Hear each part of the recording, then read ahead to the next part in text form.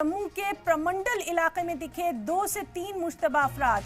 Security एहलकारों ने पूरे इलाके को अपने मुहासरे में ले लिया है। मुश्तबा अफराद के देखे जाने के बाद यहां फौरी तौर पर सर्च ऑपरेशन शुरू कर दिया गया है।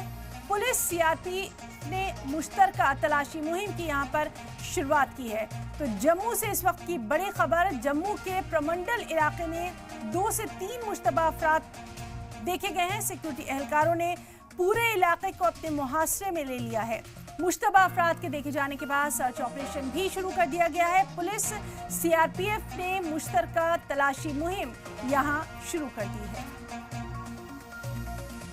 तो आपको बताएं कि बेहद अहम खबर, जम्मू के परमंडल इलाके में 2 से 3 संदिग्ध आतंकी दिखे गए हैं। सुरक्षा बलों ने पूरे इलाके को घेर लिया है।